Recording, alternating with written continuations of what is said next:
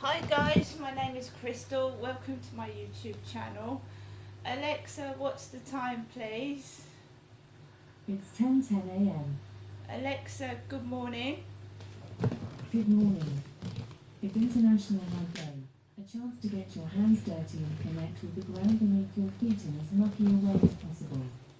In appreciation, why not ask me to tell you a dirty joke? Okay, Alexa, tell me a dirty joke. I tell you a dirty joke, but I wouldn't want you to soil yourself. Right guys, if you like my videos, please subscribe and please press the like button, and thank you for your support. It is Thursday morning. The weather is dismal. It's raining and it's damp and wet, but the humidity inside this flat is absolutely awful. I've got a fan behind the camera blowing over me. Right, so before I even try and leave my flat, scare tactics are employed. Scare tactics. If they can't frighten you over the phone, through text messages, they do it in other ways. They won't come up to my face and directly threaten me with death. They won't do that. But because I'm getting close to the truth, and the truth being exposed, they are now trying to ramp up the scare tactics that they employ to intimidate a witness, right? So this morning I get up. My mum has already said the word next. I'll see you next week, right? She's phoned me twice. I start to get anxious, agitated and annoyed, but I'm remaining cool, calm and collective. And when I do take Max out for a walk, I'm not going to lose my temper or act in, how I put it, mad. I'm completely normal in that respect. I suffer from depression, anxiety, due to the abuse that I've suffered all these years, and that's all it is. Right? And they've been covering it up. I've had my children take away. It's all lies, and I'm starting to prove that I'm completely normal in that respect. Right? So the perpetrator's getting anxious. So what am I going to do? What am I going to do? What am I going to do now? Well, they employ scare tactics, and they did it in Gloucestershire to try and frighten me. They would send hearses down Stanley Road, where I used to live, with flowers like mum inside them, down the road. And then I would go out into town, there would be a hearse. So it started to happen again, right? So this morning I get up, I've uploaded that video, received 2 calls from my mother Jennifer. I go and water my plants on the balcony. You've got a car just stood there opposite where I'm watering my plants with the number plate Mort, M-O-R-T. M-O-R-T means death. Ask Alexa. Alexa, what does Mort mean? This might answer your question. In England, the name Mort means more. In France, the name Mort is a diminutive of Mortimer meaning Dead Sea, a stagnant lake. When I asked her to say, Alexa, define the word Mort. Mort is usually defined as the note played on a hunting horn signifying that the animal hunted has been killed. For more, ask me to give you more definitions for Mort. Alexa, give me more definitions for the word Mort. I have 3 more definitions for the noun. Mort. 1. Death, the act of dying, the end of life, the total and permanent cessation of all the vital functions of an organism. 2. A 3-year-old salmon. 3. Lard, the rendered fat of hogs, especially the internal fat of the abdomen. So, we've got a car that's just recently coming up and down Corey's Road with the number plate Mort, M-O-R-T, which is death. And why would you want to drive a car that says the word death on it? Unless you're a horror fan, a Christopher Lee fan, maybe you want to go around in what you think looks like a hearse. Big blue car with mort on it, death. So I come in, put more water in my watering can, go outside, the hairy bus, woof woof, goes up and down Corley's Road. Hairy bus, woof woof. And then a car, white car with black paw prints all over it, goes up Corley's Road. So already I'm intimidated before I even go outside my front door to walk my dog. At this time, he upstairs is in. He's now gone out. He went out at 10 a.m. in his dark blue Ford Mondeo, like Levi Bellfield's. He's gone out in it, thinking that I'm probably going to stay indoors, frightened to go out.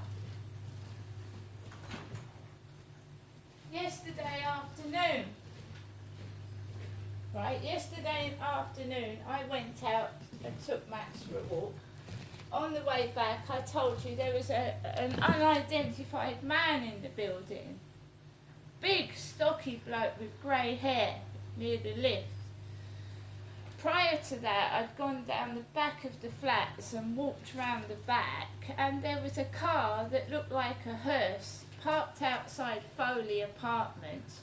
Really long car, it looked like the shape of a hearse. Pulled it up, it just looked like it could fit a coffin in it. So I would say I'm being intimidated and frightened, and I'm a woman on my own, and why would you be frightened of a single woman? I mean, really, why would you be frightened of me? Apart from the fact that I'm trying to expose child abuse and possibly a paedophile ring that was going on in several places in 2008, why would you want to frighten me off?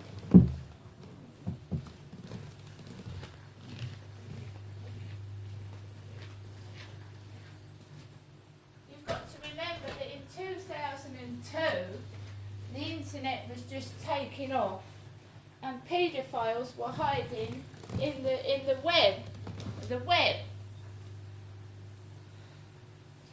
The first thing they do is target vulnerable women, asking if you've got children. That's what paedophiles in the web do. Have you got kids? How old are they? So now I'm on my own, and you've got to be extremely careful, because now is it they're after my money, or is it someone involved years ago that's trying to get hold of me again, which is dangerous. Got to be so careful. Levi Bellfield was put away in prison in late 2004. 2004 is when I split up with my ex-husband, and this guy lured me to his flat in North London, Kentish Town and the Camden area. It wasn't South West London, it was North London. He lured me up to there, and I took my children with me. It's not till now that I've actually researched Levi Bellfield and his crimes and what he did. He bludgeoned women over the back of their heads with hammers and baseball bats.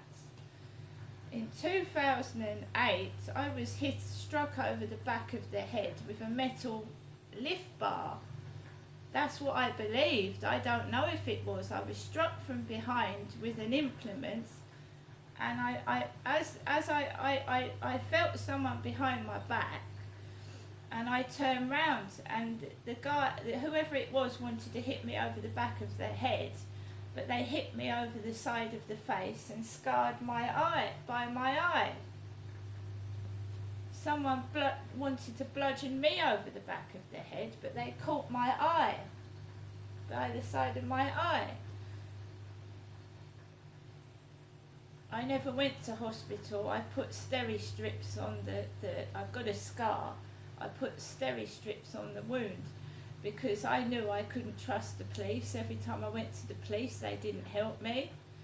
Every time I went for help, I couldn't get a doctor, I couldn't get a dentist. I was just fucked by myself.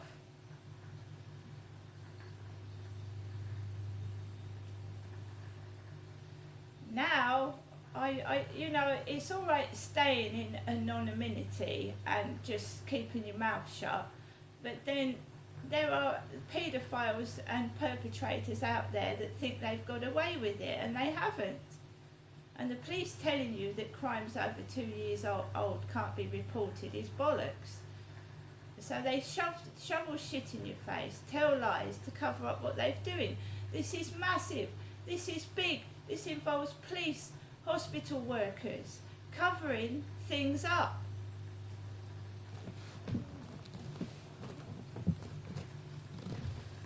You can frighten me with what you like. I'm not a coward.